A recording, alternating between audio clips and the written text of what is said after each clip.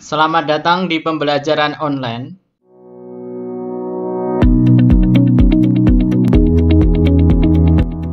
Pada kesempatan ini kita akan melanjutkan kuliah kehutanan masyarakat, yaitu kita akan membahas tentang konflik sosial pengelolaan hutan. Ini adalah berita tahun 2020 bulan September. Jadi ini salah satu contoh yang terjadi di dalam konflik sumber daya hutan. Jadi konflik ini terjadi di lahan Kinipan, yaitu di Kalimantan. Jadi konflik terjadi antara perusahaan perkebunan sawit dengan masyarakat adat setempat. Jadi dalam kasus ini, perusahaan perkebunan kelapa sawit merasa memiliki izin dari pemerintah untuk mengelola hutan yang berada di sana. Kemudian masyarakat sendiri merasa bahwa mereka telah tinggal di lahan tersebut atau di hutan tersebut sejak lama secara turun-menurun, dan mereka menganggap bahwa itu adalah kawasan hutan adat, sehingga kawasan hutan adat itu menurut mereka tidak boleh dirubah untuk menjadi perkebunan. Maka di situ terjadilah konflik antara perusahaan dengan masyarakat. Jadi ini adalah salah satu contoh konflik dalam pengelolaan sumber daya hutan. Jadi dalam pengelolaan sumber daya hutan seringkali kita jumpai adanya konflik dalam pengelolaannya. Baik itu masyarakat dengan perusahaan, masyarakat dengan pemerintah, ataupun antar perusahaan dengan perusahaan yang lain, sangat mungkin bisa terjadi konflik. Selanjutnya kita akan membahas tentang konflik itu apa. Jadi merupakan satu hubungan antara dua atau lebih pihak-pihak yang tidak sepaham, baik ditandai dengan kekerasan atau tidak dengan kekerasan. Didasarkan pada perbedaan-perbedaan yang terkait dengan kebutuhan, kepentingan para pihak, serta sasaran atau tujuan. Kemudian, konflik merupakan bagian yang bersifat normal dalam interaksi manusia, dan banyak konflik dapat dikelola secara produktif dan saling menguntungkan. Jadi konflik ini merupakan hal yang wajar atau normal dalam interaksi yang terjadi dengan manusia. Seperti halnya ketika kita berinteraksi dengan teman kita, tentu pernah terjadi yang namanya berselisih pendapat atau konflik. Tidak setiap konflik itu berakibat negatif atau berakibat buruk. Sebuah konflik yang dikelola dengan baik atau secara produktif maka akan saling menguntungkan. Bisa jadi asal mulanya itu masyarakat berkonflik dengan perusahaan.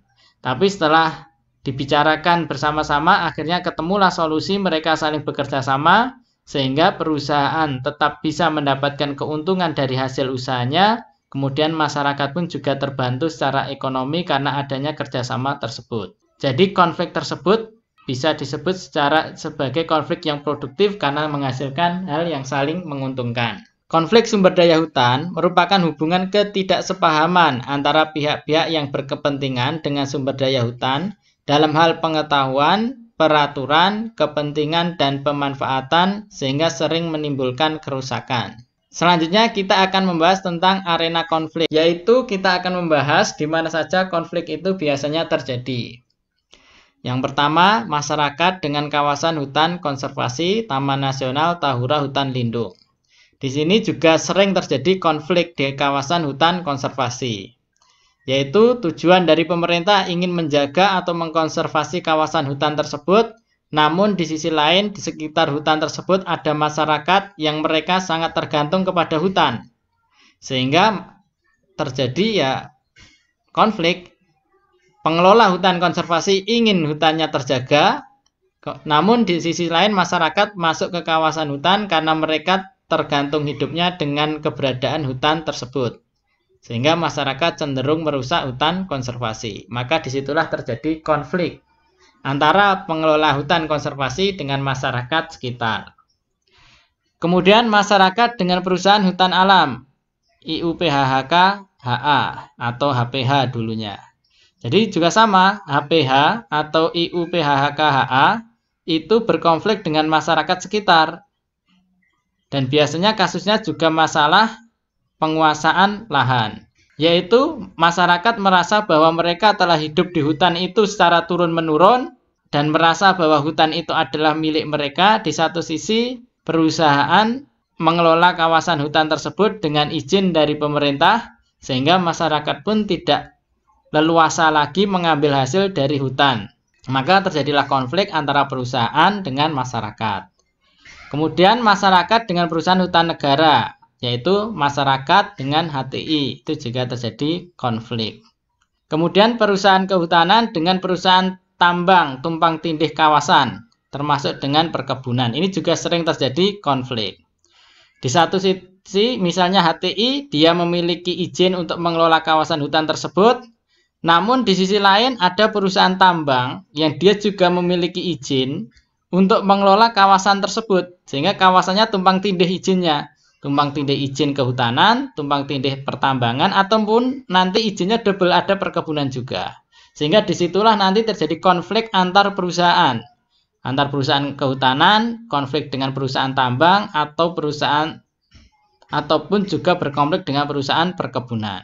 Selanjutnya yaitu pengukuran dan tata batas hutan dengan transmigrasi. Ini juga sama ketika proses pengukuran atau membuat tata batas, tata kawasan, ini kawasan hutan dan ini kawasan transmigrasi, terkadang juga terjadi konflik.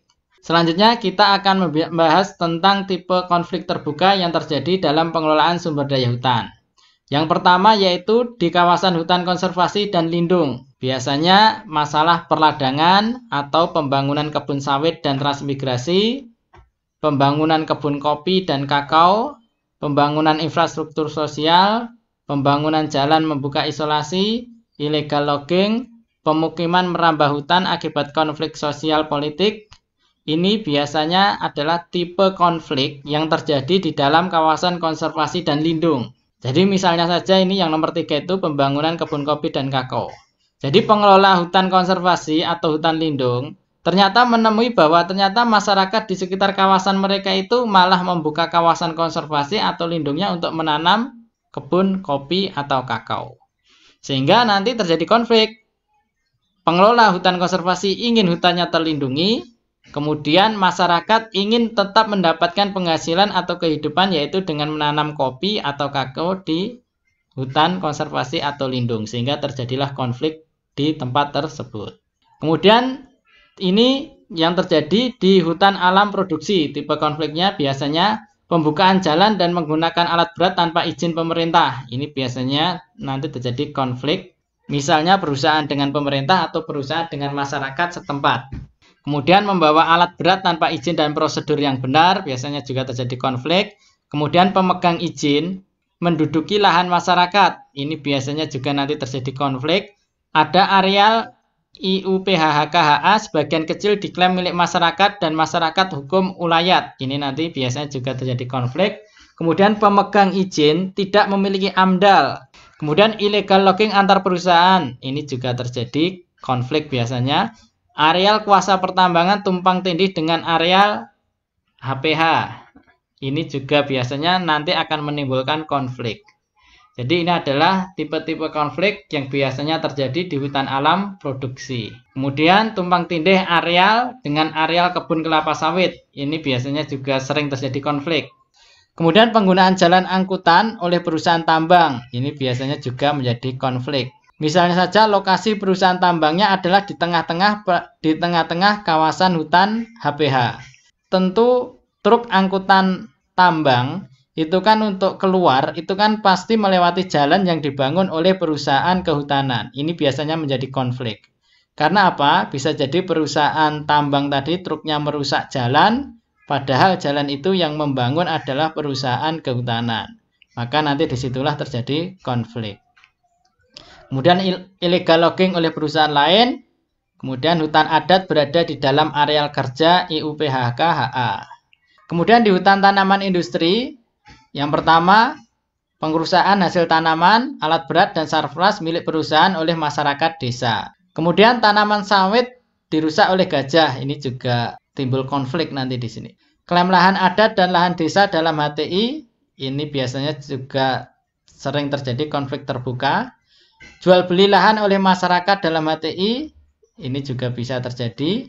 Penanaman sawit dan karet di areal HTI, sertifikasi di lahan hutan, jual beli lahan, kemudian permohonan pembebasan lahan, kemudian coupling lahan oleh masyarakat. Jadi ini adalah beberapa tipe konflik yang sering terjadi di kawasan hutan tanaman industri. Selanjutnya kita akan membahas tentang akar dari suatu konflik.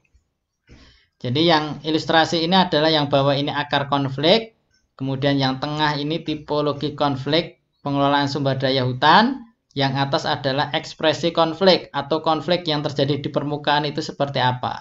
Biasanya yang sering kita lihat di dalam berita, itu biasanya yang muncul adalah ekspresi konflik ini. Misalnya pembakaran rumah dinas. Ini bisa saja terjadi. Misalnya pembakaran prasarana milik perusahaan oleh masyarakat setempat. Itu adalah ekspresi konflik. Kenapa itu bisa terjadi atau dibakar oleh masyarakat, fasilitas perusahaan? Karena bisa jadi ada akar konflik yang belum terselesaikan. Kemudian nanti ada penjarahan, ada pencurian kayu, bahkan ada penembakan, penggusuran, pembongkaran rumah penduduk, penganiayaan oleh petugas, pengeroyokan, penangkapan, pembunuhan, penyerobotan lahan, aksi massa, dan lain sebagainya. Ini adalah ekspresi konflik. Kalau kita ingin mengatasi ekspresi konflik itu, maka yang perlu kita atasi adalah akar konfliknya. Kenapa konflik itu terjadi?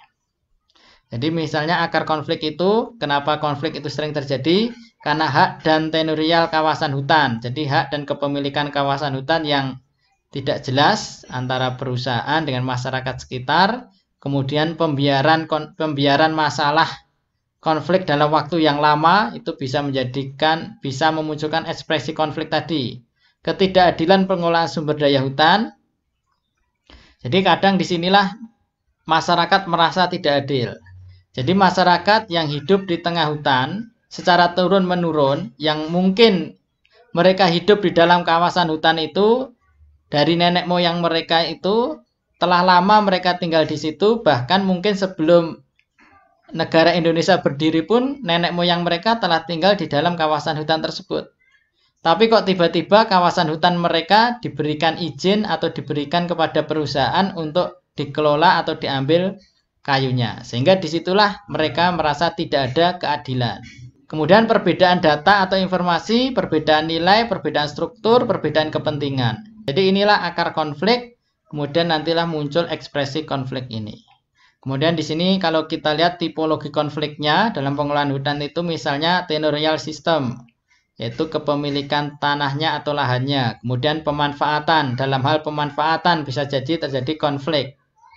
Identitas atau komunikasi yang kurang baik bisa menjadi konflik, kemudian konflik tenaga kerja. Selanjutnya kita membahas kondisi faktual aspek legal penggunaan lahan. Jadi kalau kita lihat tadi bahwa konflik itu seringkali di sumber daya hutan itu karena kepemilikan lahan. Maka kita akan membahas aspek legal penggunaan lahannya seperti apa. Jadi yang perlu kita ketahui bahwa belum diakuinya hak-hak lokal akibat tidak adanya bukti dokumen pendukung kepemilikan atau warisan. Jadi seperti halnya kita contohkan tadi bahwa masyarakat merasa bahwa hutan itu adalah warisan leluhur mereka yang telah lama tinggal di dalam kawasan hutan tersebut. Di satu sisi perusahaan ingin menggarap kawasan tersebut karena dia memiliki izin dari pemerintah. Disinilah terjadi konflik. Maka itu kenapa terjadi? Karena ya memang belum diakuinya hak-hak lokal. Dalam arti orang yang telah lama tinggal di dalam kawasan hutan secara turun-menurun, kebanyakan di antara mereka itu ya tidak memiliki dokumen bahwa kawasan hutan itu adalah milik mereka. Jadi masyarakat tidak memiliki dokumen bahwa kawasan hutan itu adalah milik mereka. Meskipun kawasan hutan itu adalah warisan dari leluhur mereka. Kemudian nanti kita akan berbicara juga masalah hukum negara disandingkan dengan hukum adat itu bagaimana. Kemudian masalah perbedaan persepsi legalitas penggunaan lahan. Belum taatnya terhadap tata ruang ini, misalnya saja terjadi tumpang tindih di dalam suatu kawasan. Satu kawasan izinnya bisa jadi double, dalam arti izinnya diberikan kepada perusahaan kehutanan, yang satu lagi diberikan kepada misalnya perkebunan sawit misalnya. Maka karena izinnya double, disitulah terjadi konflik antara perusahaan kehutanan dengan perusahaan perkebunan. Kemudian belum sepenuhnya dilaksanakan ketentuan tata ruang dalam areal konsesi hutan tanaman. RT/RW di beberapa provinsi belum ada perda. Kondisi ini menimbulkan tumpang tindih penggunaan lahan, okupasi, dan klaim oleh pihak-pihak tertentu. Selanjutnya kita akan membicara tentang bukti kepemilikan lahan atau tanah yang sering kita jumpai di dalam masyarakat sekitar hutan. Jadi bukti kepemilikan tanah atau lahan itu yang paling atas itu adalah surat tanah, yaitu sertifikat hak milik yang keluarkan oleh BPN. Ini sangat kuat. Jadi kalau orang punya tanah kemudian ada surat tanahnya atau sertifikatnya, maka itu diakui oleh semua pihak. Kemudian juga ada surat pengesahan kepemilikan tanah transmigrasi. Ini bukti yang kedua. Jadi yang paling atas paling kuat, yang di bawahnya adalah surat kepemilikan tanah transmigrasi. Kemudian SKT, surat keterangan tanah atau akta tanah dari kepala desa. Jadi bukti kepemilikan tanahnya tidak ada sertifikat, cuma ada surat keterangan dari kepala desa. Itu nilai kekuatannya cuma sampai di sini. Kemudian tanah individu atau komunal dalam kawasan hutan yang diakui oleh dusun dan desa atau adat. Jadi kesepakatan dengan dusunnya atau desa dan adatnya. Kemudian surat pengakuan hak atas tanah dari desa. Jadi tanah itu menjadi tanah miliknya itu hanya berdasarkan pengakuan hak atas tanah dari desa yang diakui oleh kepala desanya atau tetangga desanya. Atau yang paling lemah atau sangat lemah itu hanya berdasarkan klaim atau penguasaan lahan yang diakui oleh keluarga atau kelompok. Jadi kalau penguasaan lahan hanya berdasarkan klaim atau okupasi lahan ini, maka ini adalah pengakuannya sangat lemah. Buktinya sangat lemah, tidak diakui oleh semua pihak. Kemudian kita akan membicarakan tentang alternatif resolusi konflik. Bagaimana kita menyelesaikan konflik? Yang pertama adalah negosiasi, yaitu pembicaraan langsung antara dua atau lebih pihak yang berkonflik. Jadi pihak-pihak yang berkonflik saling bertemu, kemudian saling berbicara mencari jalan keluar dari konflik tersebut. Kemudian mediasi, artinya kalau kedua belah pihak sangat sulit bertemu, kemudian kesepakatan juga sangat sulit terjadi, maka bisa juga mediasi, yaitu kita menggunakan bantuan orang ketiga supaya nanti membantu untuk menyelesaikan konflik tersebut. Kemudian yang ketiga adalah arbitrasi, yaitu kita menggunakan pihak ketiga untuk membantu menyelesaikan masalah tersebut. Kalau di arbitrasi ini yang membuat keputusan adalah pihak ketiga. Jadi pihak ketiga nanti yang memutuskan untuk konflik itu bagaimana penyelesaiannya. Kalau yang mediasi ini yang membuat keputusan tetap kedua belah pihak yang berkonflik. Kalau yang arbitrasi yang membuat keputusan adalah orang yang ketiga tadi. Maka biasanya hasilnya konsensus atau kesepakatannya tidak selalu dikehendaki karena yang membuat oleh pihak ketiga. Kemudian alternatif lain resolusi konflik sumber daya hutan. Yang pertama bisa dengan kolaboratif manajemen, bisa juga dengan reformasi agraria, bisa juga dengan fasilitasi, kemudian bisa juga dengan advokasi. Ini alternatif lain dalam menyelesaikan konflik sumber daya hutan. Yang pertama kita akan membahas tentang kolaboratif manajemen. Itu bagaimana? Yaitu untuk menyelesaikan konflik tadi bisa juga dengan pengelolaan hutan bersama masyarakat, yaitu program PHBM atau program sosial forestry, dengan program perhutanan sosial, pembinaan masyarakat desa hutan, hutan kemasyarakatan. Jadi melalui program-program ini diharapkan konflik antara masyarakat sekitar hutan dengan pengelola hutan itu reda atau mendapatkan jalan keluar dari konfliknya. Kemudian untuk konflik tadi juga bisa dengan reformasi agraria, yaitu karena kita lihat tadi bahwa masalah konflik yang sering terjadi di dalam pengelolaan sumber daya hutan itu faktor penyebabnya adalah kepemilikan lahan. Atau bisa kita katakan rebutan tanah atau lahan. Maka disitulah perlunya ada reformasi agraria. Selanjutnya yang ketiga adalah fasilitasi, yaitu resolusi konflik dengan menggunakan fasilitator. Yaitu fasilitator adalah orang yang berperan dalam melancarkan kegiatan atau tugas-tugas orang lain. Yaitu menggunakan fasilitator untuk membantu kedua belah pihak yang sedang mengalami konflik. Kemudian yang keempat, advokasi, yaitu pendampingan, pemberian saran, dan penguatan kapasitas para pihak berkenaan dengan hal yang bersifat hukum atau aturan kebijakan. Advokasi ini sering digunakan suatu LSM untuk membantu suatu pihak, terutama masyarakat, yang dianggap termarginalkan atau diperlakukan tidak adil, agar mendapatkan keadilan. Jadi, kita sering mengetahui misalnya konflik antara perusahaan dengan masyarakat sekitar. Kadang seringkali masyarakat sekitar selalu kalah atau diperlakukan tidak adil karena mereka memiliki modal yang sedikit atau mereka adalah masyarakat lemah. Maka disitulah kadang datang advokasi yang dilakukan oleh LSM kepada masyarakat, yaitu memberikan pendampingan, memberikan saran dan penguatan kepada masyarakat di sekitar kawasan hutan, sehingga mereka ketika berkonflik dengan pengelola hutan atau perusahaan itu mendapatkan keputusan yang adil. Selanjutnya ini adalah ilustrasi dari strategi adaptasi IUPHKHT dalam menghadapi konflik. Jadi ini strategi yang bisa kita terapkan ketika mungkin kita bekerja dalam suatu perusahaan kehutanan misalnya, di situ ada konflik dengan masyarakat sekitar, maka strategi menghadapinya antara lain seperti ini. Yang pertama, ini pernyataan konflik, yaitu ada laporan bahwa terjadi konflik di situ. Jadi di situ terjadi konflik antara masyarakat dengan perusahaan. Maka yang perlu kita lakukan langkah pertama kalau terjadi konflik yaitu observasi dan inventarisasi. Jadi kita lihat dulu konfliknya itu di mana. Kita lihat petanya, kemudian jenis tanamannya apa di sana yang terjadi konflik dan lain-lain data kita kumpulkan. Yaitu berikutnya identifikasi masalah. Jadi kenapa konflik itu terjadi? Kita cari, kita rumuskan masalahnya kenapa itu terjadi. Apakah masalah mungkin pembagian hasil yang kurang adil, atau mungkin masalah perebutan lahan? Disitulah kita identifikasi masalahnya. Kemudian selanjutnya setelah masalahnya sudah jelas, baru kita menetapkan mediasi atau pendampingan dengan LSM atau tokoh masyarakat itu sebagai untuk menetapkan mediasi dan pendampingan.